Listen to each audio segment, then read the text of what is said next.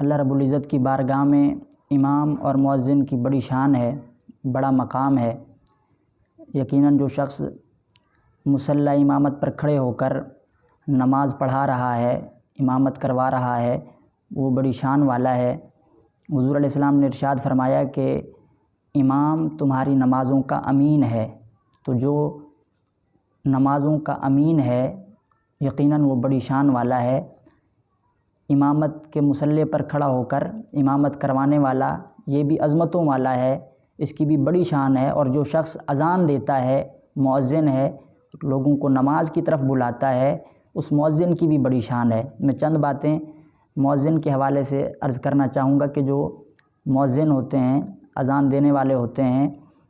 ان کی رب تعالیٰ کی بارگاہ میں کیا شان ہے، اللہ رب العزت کی بارگاہ میں ان کا مقام کیا ہے۔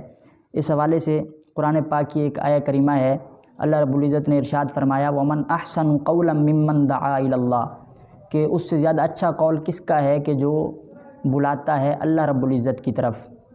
یعنی جو اللہ رب العزت کی طرف بلانے والا ہے اس سے زیادہ اچھا قول کس کا ہے۔ اس آیہ کریمہ کے حوالے سے آتا ہے کہ یہ اذان دینے والوں کی شان میں نازل ہوئی ہے کہ اللہ رب العزت کی بارگاہ میں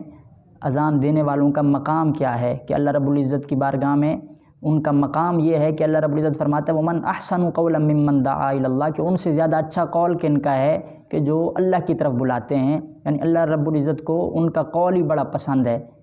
کہ جب وہ حی علی الصلاۃ حی علی الفلاح کی صدائیں لگا رہے ہوتے ہیں، لوگوں کو اللہ رب العزت کی عبادت کی طرف بلا رہے ہوتے ہیں، لوگوں کو مسجد کی طرف بلا رہے ہوتے ہیں، تو ان کی یہ صدائیں رب کائنات کو بڑی پسند ہیں۔ اور پھر احادیث کے اندر بھی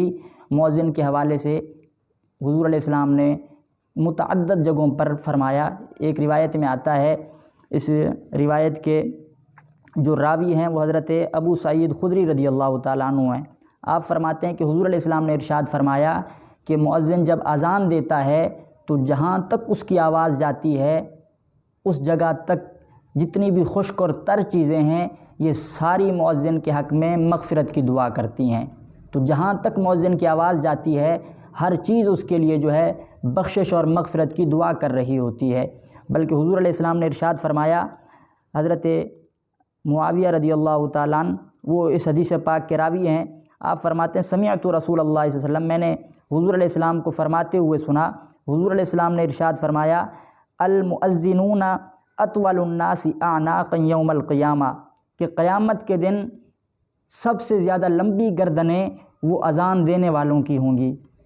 جو مؤذن ہوں گے، اذان دینے والے ہوں گے، جنہوں نے دنیا میں حی علی الصلاۃ حی علی الفلاح کی صدائیں لگائی ہوں گی، قیامت کے میدان میں ان کی گردنیں سب سے بلند ہوں گی۔ جو مؤذن ہیں وہ میدان محشر میں سب سے جدا نظر آ رہے ہوں گے، لوگ دور سے دیکھیں گے تو انہیں پتہ چل جائے گا کہ وہ خوش نصیب ہیں جو دنیا میں لوگوں کو نماز کی طرف بلایا کرتے تھے، دنیا میں لوگوں کو مسجد کی طرف بلایا کرتے تھے۔ اور ایک اور روایت ہے، حضور علیہ السلام آپ ارشاد فرماتے ہیں ید الرحمن علی رأس المؤذن حتی یفرغ من اذانہ، کہ مؤذن جب اذان دے رہا ہوتا ہے اس کی زبان سے اذان کے کلمات کا صدور ہو رہا ہوتا ہے تو اس وقت مؤذن کے سر پر اللہ رب العزت کا دست قدرت ہوتا ہے۔ کس قدر خوش نصیب ہے اذان دینے والا۔ حضور فرماتے ہیں ید الرحمن علی رأس المؤذن حتی یفرغ من اذانہ، اذان دینے والا جب تک اذان سے فارغ نہیں ہو جاتا اس وقت تک اس پر اللہ رب العزت کا دست قدرت ہوتا ہے۔ تو مؤذن وہ خوش نصیب ہے کہ جب وہ اذان دیتا ہے تو اس پر اللہ رب العزت کا دست قدرت ہوتا ہے۔ تو یقیناً یہ بڑے خوش نصیب ہیں جو اذان دینے والے ہیں، لوگوں کو مسجد کی طرف بلانے والے ہیں۔ یہاں یہ اور بات ہے کہ آج زمانہ انہیں حقیر سمجھتا ہے، جبکہ یہ حقیر نہیں، یہ اللہ رب العزت کی بارگاہ میں بڑے مقبول ہیں۔ لہٰذا ہمیں چاہیے کہ ہم